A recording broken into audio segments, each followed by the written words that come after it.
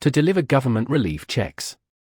They demanded that the time of delivery be set up to 10 o'clock. If you are one of those who believe that riches can be accumulated by the mere act of men who organize themselves into groups and demand more pay for less service. If you are one of those who demand government relief without early morning disturbance when the money is delivered to you, if you are one of those who believe in trading their votes to politicians in return for the passing of laws which permit the rating of the public treasury, you may rest securely on your belief, with certain knowledge that no one will disturb you. Because this is a free country where every man may think as he pleases, where nearly everybody can live with but little effort, where many may live well without doing any work whatsoever. However, you should know the full truth concerning this freedom of which so many people boast and so few understand. As great as it is as far as it reaches, as many privileges as it provides, it does not and cannot bring riches without effort. There is but one dependable method of accumulating and legally holding riches, and that is by rendering useful service. No system has ever been created by which men can legally acquire riches through mere force of numbers or without giving in return an equivalent value of one form or another. There is a principle known as the law of economics. This is more than a theory. It is a law no man can beat. Mark well the name of the principle and remember it, because it is far more powerful than all the politicians and political machines. It is above and beyond the control of all the labor unions. It cannot be swayed nor influenced nor bribed by racketeers or self-appointed leaders in any calling. Moreover, it has an all-seeing eye and a perfect system of bookkeeping in which it keeps an accurate account of the transactions of every human being engaged in the business of trying to get without giving. Sooner or later its auditors come around, look over the records of individuals both great and small, and demand an accounting. Wall Street, big business, capital, predatory interests, or whatever name you choose to give the system which has given us American freedom, represents a group of men who understand, respect and adapt themselves to this powerful law of economics. Their financial continuation depends upon their respecting the law. Most people living in America like this country, its capitalistic system and all. I must confess I know of no better country where one may find greater opportunities to accumulate riches. Judging by their acts and deeds, there are some in this country who do not like it. That, of course, is their privilege. If they do not like this country, its capitalistic system, its boundless opportunities, they have the privilege of clearing out. Always there are other countries such as Germany, Russia, and Italy, where one may try one's hand at enjoying freedom and accumulating riches, providing one is not too particular. America provides all the freedom and all the opportunity to accumulate riches that any honest person may acquire.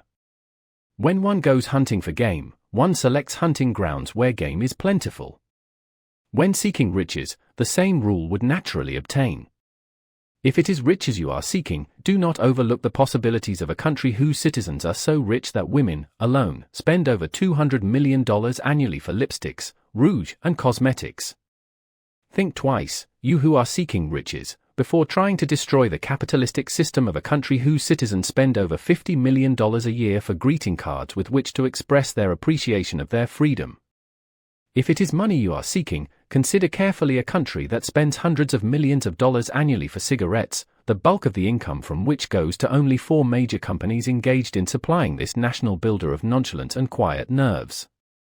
By all means give plenty of consideration to a country whose people spend annually more than $15 million for the privilege of seeing moving pictures, and toss in a few additional millions for liquor, narcotics, and other less potent soft drinks and giggle waters.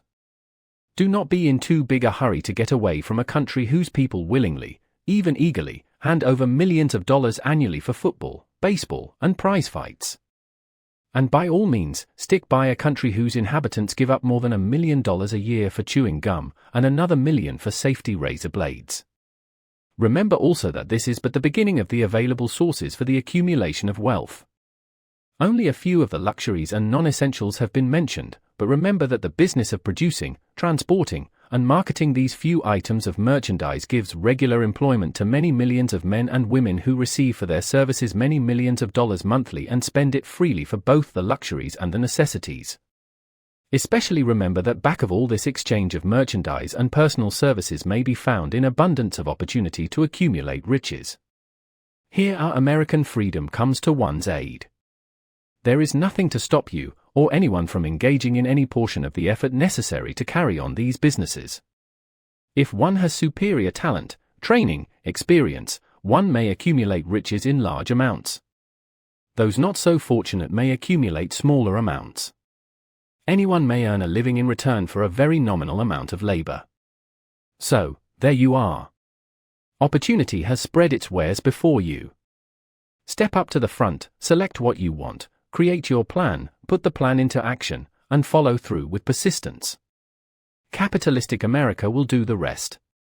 You can depend upon this much. Capitalistic America ensures every person the opportunity to render useful service and to collect riches in proportion to the value of the service.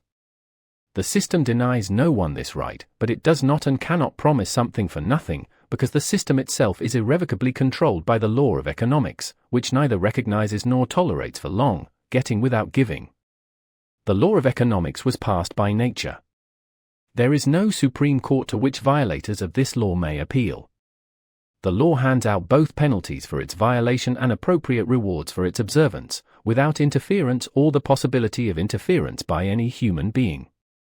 The law cannot be repealed. It is as fixed as the stars in the heavens, and subject to, and a part of the same system that controls the stars. May one refuse to adapt oneself to the law of economics? Certainly, this is a free country, where all men are born with equal rights, including the privilege of ignoring the law of economics. What happens then? Well, nothing happens until large numbers of men join forces for the avowed purpose of ignoring the law and taking what they want by force. Then comes the dictator, with well-organized firing squads and machine guns. We have not yet reached that stage in America, but we have heard all we want to know about how the system works.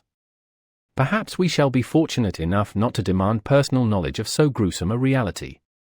Doubtless, we shall prefer to continue with our freedom of speech, freedom of deed, and freedom to render useful service in return for riches. The practice by government officials of extending to men and women the privilege of raiding the public treasury in return for votes sometimes results in election. But as night follows day, the final payoff comes. When every penny wrongfully used must be repaid with compound interest on compound interest. If those who make the grab are not forced to repay, the burden falls on their children and their children's children, even unto the third and fourth generations. There is no way to avoid the debt. Men can, and sometimes do, form themselves into groups for the purpose of crowding wages up and working hours down. There is a point beyond which they cannot go. It is the point at which the law of economics steps in, and the sheriff gets both the employer and the employees. For 6 years, from 1929 to 1935, the people of America, both rich and poor, barely missed seeing the old man economics hand over to the sheriff all the businesses and industries and banks. It was not a pretty sight. It did not increase our respect for mob psychology through which men cast reason to the winds and start trying to get without giving.